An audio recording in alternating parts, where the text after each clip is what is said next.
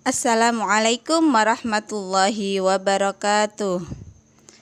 Bagaimana kabarnya teman-teman semua hari ini? Semoga masih semangat untuk selalu belajar ya. Alhamdulillah, hari ini kita bertemu lagi dalam pembelajaran tematik. Kali ini kita akan belajar tema 2, selalu berhemat energi, muatan IPA dan bahasa Indonesia. Pembahasan pertama yakni muatan IPA tentang energi. Pembahasan tentang energi ada di dalam Al-Quran teman-teman, yaitu ada di surat Yasin ayat 80, di mana yang artinya Allah yang menjadikan api untukmu dari kayu yang hijau, maka seketika itu kamu nyalakan api dari kayu itu. Bahwa di situ disebutkan bahwa sumber energi panas yang ada di dalam Al-Quran yang dijelaskan adalah api. Sebenarnya apa sih energi itu?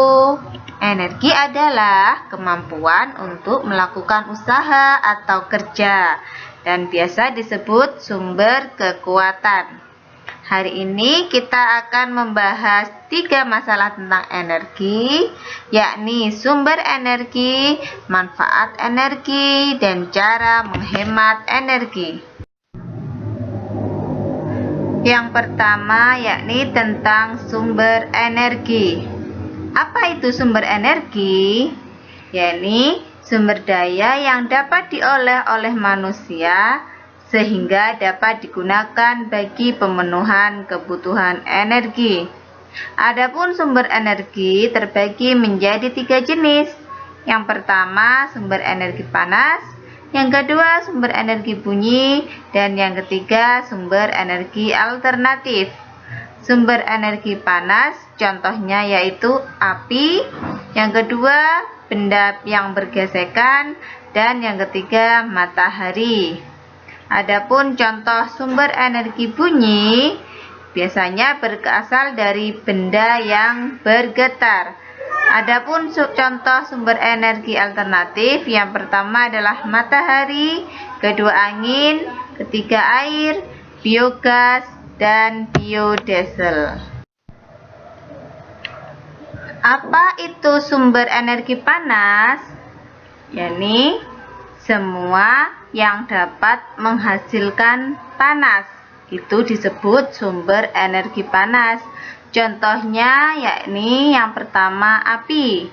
Api merupakan energi yang sering dipakai dalam kehidupan sehari-hari seperti memasak, proses pembuatan bata, dan penerangan pada zaman dahulu. Adapun contoh sumber energi panas yang berasal dari benda bergesekan yaitu pada saat kita menggesekkan 2 buah benda secara terus-menerus, maka lama-kelamaan akan terasa hangat dan menjadi panas. Biasanya ketika kita dingin, kita menggosokkan kedua tangan kita, maka lama-lama tangan kita akan terasa hangat dan panas. Kemudian contoh yang ketiga yaitu matahari. Matahari merupakan sumber energi panas terbesar di bumi. Banyak manfaat yang diperoleh makhluk hidup yang ada di bumi berasal dari matahari. Selanjutnya tentang sumber energi bunyi. Sumber energi bunyi yaitu segala sesuatu yang dapat menghasilkan bunyi. Bunyi dihasilkan dari benda yang bergetar.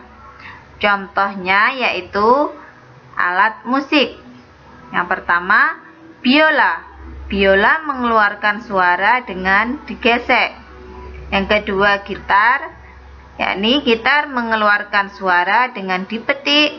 Dan yang ketiga, seruling mengeluarkan suara dengan ditiup. Selanjutnya tentang sumber energi alternatif. Sumber energi alternatif yaitu sumber energi pengganti dari energi yang dipakai sehari-hari dan ramah lingkungan. Contohnya angin, air, matahari, dan sumber panas bumi digunakan untuk pembangkit listrik. Kemudian biodiesel dari biji jarak sebagai pengganti solar. Dan yang ketiga, biogas dari gas kotoran ternak sebagai pengganti gas LPG. Jadi apapun itu, jika hal itu ramah lingkungan dan bisa digunakan sebagai pengganti dari energi yang sesungguhnya, maka itu disebut sebagai energi alternatif. Manfaat energi sangat banyak sekali loh teman-teman. Yang pertama yakni manfaat energi panas matahari. Di sini terbagi menjadi 3. Yang pertama bagi manusia, yaitu sebagai sumber energi listrik, proses pengeringan, ketiga membantu kesehatan tulang, dan keempat penerang alami. Adapun manfaat energi panas matahari bagi tumbuhan, yang pertama yaitu untuk berfotosintesis menghasilkan makanan, dan yang kedua menjaga temperatur suhu tumbuhan. Adapun manfaat bagi hewan, yang pertama untuk menghangatkan tubuh, dan yang kedua untuk membantu hewan beradaptasi dengan lingkungan.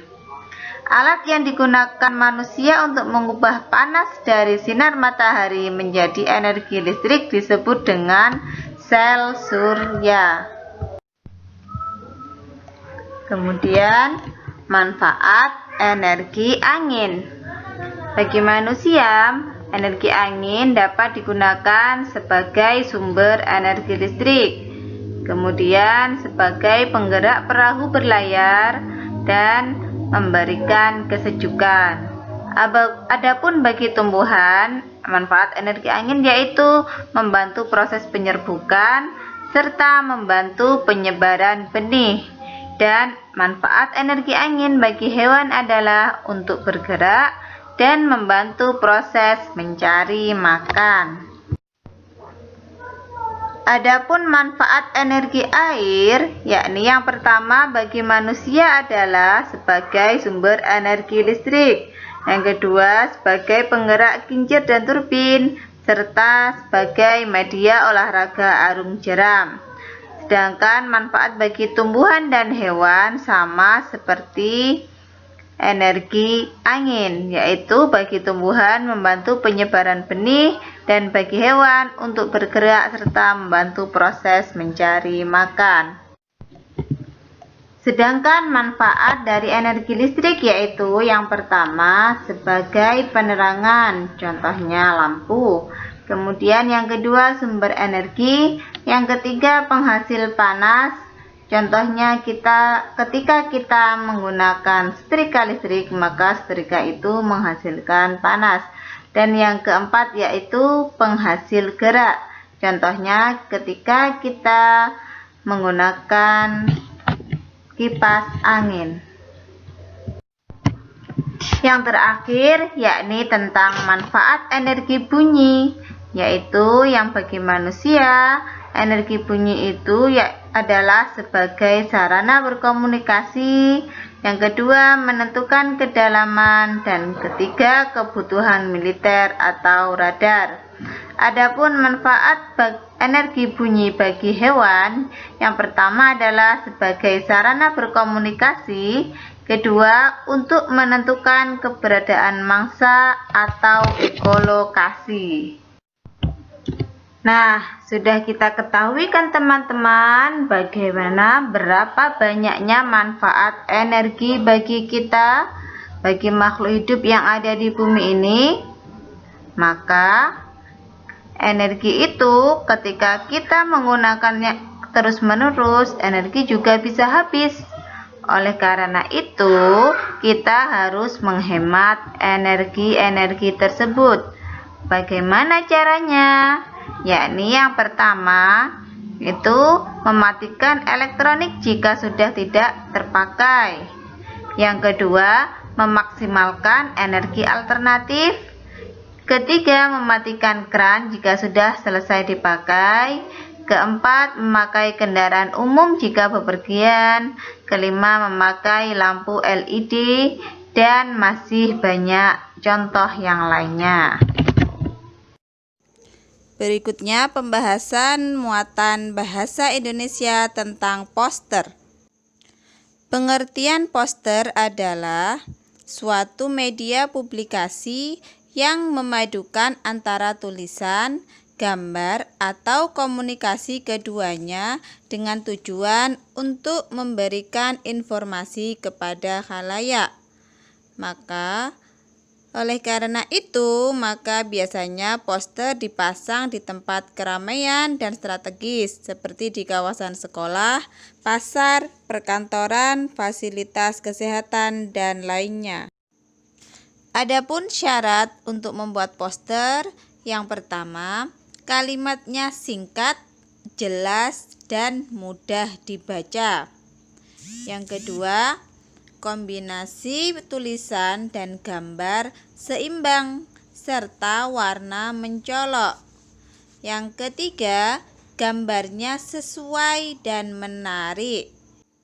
Misal ingin membuat poster tentang pendidikan, namun di situ yang digambar adalah gambar dokter, maka hal itu akan membuat bingung orang yang melihatnya.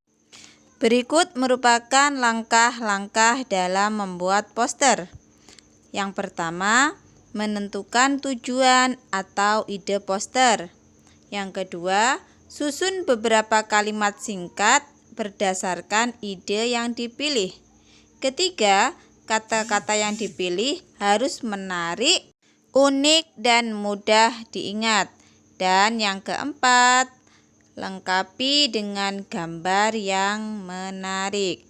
Maka ketika semua langkah-langkah itu terpenuhi, maka akan terjadi atau terbentuklah poster yang bisa dipahami dan menarik bagi semua orang. Berikut merupakan contoh beberapa poster tentang kesehatan. Sekarang tantangan buat kalian. Yang pertama tantangan IPA, yaitu buatlah mainan sederhana yang bisa menghasilkan energi, misal kincir atau yang sebagainya. Yang kedua, jelaskan sumber apa yang dihasilkan dari mainan yang kalian buat, serta bagaimana cara memainkannya. Kemudian tantangan yang kedua yakni tantangan bahasa Indonesia. Yang pertama, buatlah poster dengan tema berhemat energi. Kedua, apa tujuan dari poster yang kalian buat? Nah, selamat mengerjakan. Demikian pembelajaran kali ini. Semoga bermanfaat ya. Dan Ustazah ucapkan terima kasih. Ustazah akhiri. Wassalamualaikum warahmatullahi wabarakatuh.